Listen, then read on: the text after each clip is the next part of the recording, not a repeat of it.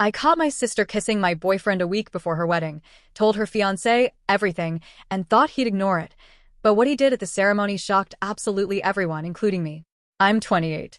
My sister Lily is 26, and my boyfriend, ex-boyfriend now, Cameron, is 29.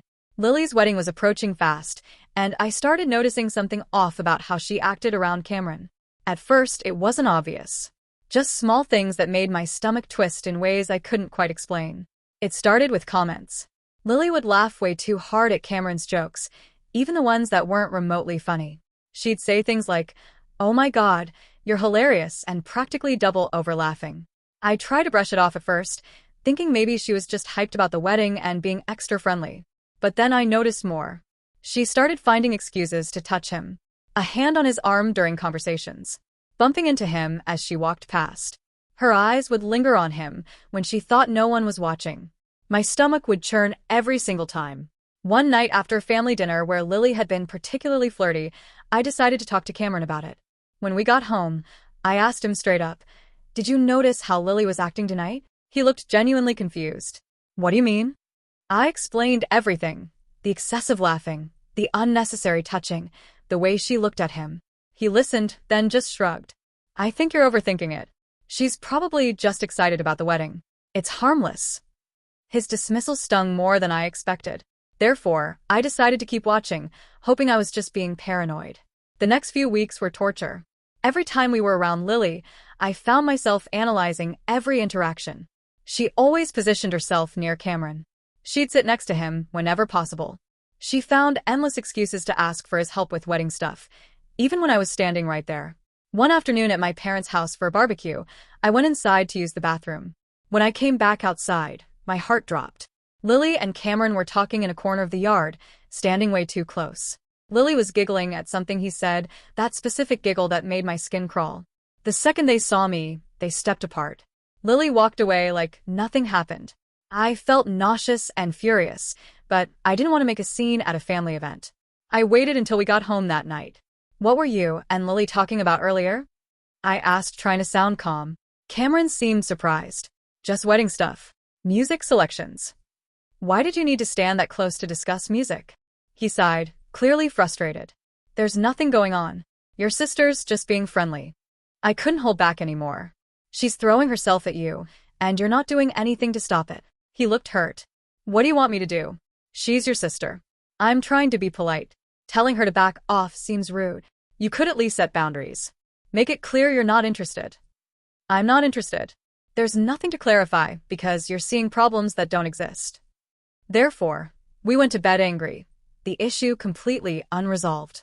The next day, I realized I had to confront Lily directly. I called her and asked to meet for coffee. She agreed immediately, sounding cheerful and completely oblivious to my concerns. When we met at a cafe near her apartment, I was nervous. My hands shook as I stirred my coffee.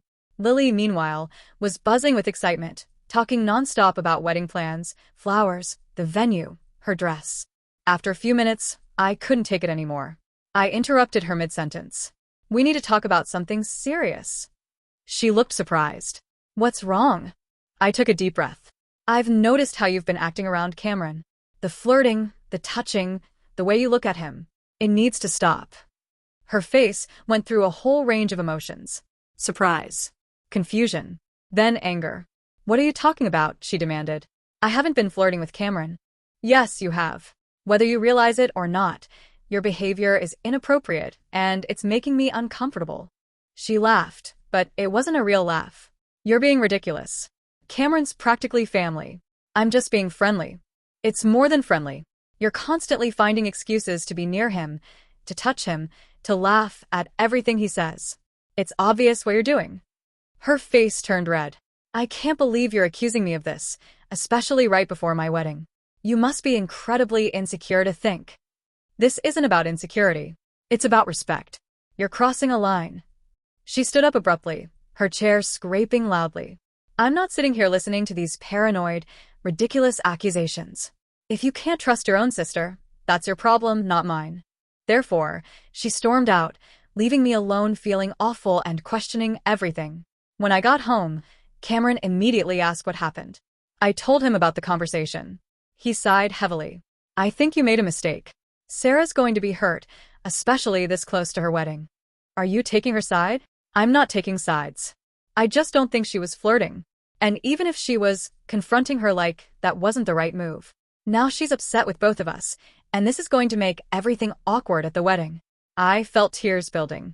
So what was I supposed to do? Just ignore it. He walked over and hugged me. Maybe you could have handled it differently. Talk to me more first. Approached her less confrontationally. I pulled away. So this is all my fault. I didn't say that. I just think you might have overreacted.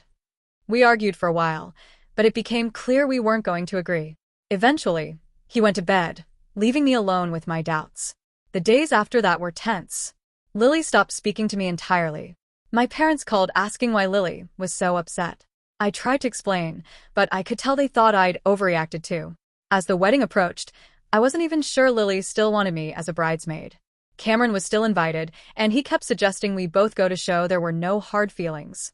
But the thought of watching Lily walk down the aisle while knowing how angry she was with me made me feel sick. I tried calling Lily multiple times. She never answered. I left voicemails apologizing, saying we should talk. I even went to her apartment, but she closed the door in my face. Therefore, my anxiety skyrocketed as the wedding day got closer. Then came the update that changed everything. After my confrontation with Lily, things got worse when she told our mom. My mother called me absolutely furious, screaming about how I could be so selfish right before Lily's wedding. How could you accuse your own sister of such a thing? She yelled. I tried to explain my side, but she wouldn't listen. She told me to fix this immediately and apologize to Lily. The pressure on our family was unbearable. Lily still wouldn't talk to me. My parents were upset. Cameron kept insisting I was overreacting, which just made me feel more depressed and angry. 1 week before the wedding, I went to my parents' house to try to sort things out. As I approached the front door, I heard quiet voices coming from the side of the house. Curious, I walked toward the garden. I stopped dead in my tracks at what I saw. There, partially hidden behind a large plant, were Lily and Cameron locked in a passionate embrace. They were kissing intensely. Lily's legs were wrapped around Cameron's waist. His hand was under her shirt. They were so absorbed in each other, they didn't even notice me standing there. I felt like I'd been punched in the stomach. All the air left my lungs. For a moment, I couldn't move or speak. Therefore, when reality finally sank in, a powerful wave of anger and betrayal surged through me. I screamed, "What the hell is this?" Their reaction was immediate. Both of them jumped apart, shock written all over their faces. Lily's face drained of color. Cameron fumbled for words. "It's not what it looks like." "It's exactly what it looks like," I choked out, tears streaming down my face. "How could you? My own sister and my boyfriend." Lily started crying too, her voice shaking. "I'm so sorry. We didn't mean for this to happen." I couldn't stand to hear their excuses. I turned and ran back to my car, their desperate calls for me to come back falling on deaf ears. As I drove away, my phone started ringing repeatedly. First Cameron, then Lily, then my mom. I couldn't answer any of them. The pain was too raw. When I got home, I immediately packed a bag with essentials. I texted Cameron, "We're done. Don't contact me again." Then I turned off my phone and left. Now I'm writing this from a hotel room, unsure what to do next. The wedding is in a few days, and there's no way I can attend. My relationship is destroyed. The bond with my sister may be irreparably broken. Everyone made me feel crazy for suspecting something, but I was right all along. The pain of that realization cuts deeper than anything else.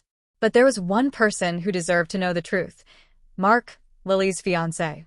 With a heavy heart, I made the difficult decision to call him. When he answered, I could hear confusion in his voice. "What's going on?" "Lily's been a mess. She says you disappeared." Taking a deep breath, I explained everything. My initial suspicions. How everyone brushed off my concerns. Then I described in detail the scene I'd witnessed in my parents' garden. Mark listened quietly, only occasionally making a small sound to show he was still there. When I finished, there was a long, heavy silence. Then, in a controlled, measured voice, Mark simply said, "Thank you for telling me. I need time to process this." He hung up. Afterwards, I sat staring at my phone, wondering what Mark would do with this information. As the wedding day approached, I heard nothing from him or my family. Lily had stopped trying to contact me. I began to suspect she'd somehow convince Mark to forgive her. The thought that she might escape consequences, that she'd get her fairy tale wedding while my life was in ruins, made me physically ill. Therefore, I decided I couldn't attend the wedding. On the evening of the wedding, I received an unexpected call from my cousin Emma. There was excitement and urgency in her hushed voice. "Oh my God, you won't believe what just happened." My heart started racing. "What happened?" Emma dove into her story. Everything had seemed normal at first. Lily looked stunning. Mark was at the altar. But when it came time for the vows, Mark stepped forward and announced he had something to say. My heart pounded as Emma described what happened next. Mark, in front of everyone, declared he couldn't go through with the wedding. He told the guests he couldn't marry someone who had betrayed her own sister and ruined her life by getting involved with her boyfriend. Emma continued, her voice full of disbelief. Lily had turned completely pale. Then Mark turned to my parents and apologized, telling them they needed to know the real reason I'd distanced myself from the family. Lily started crying. My parents looked stunned. Guests began whispering, trying to make sense of everything.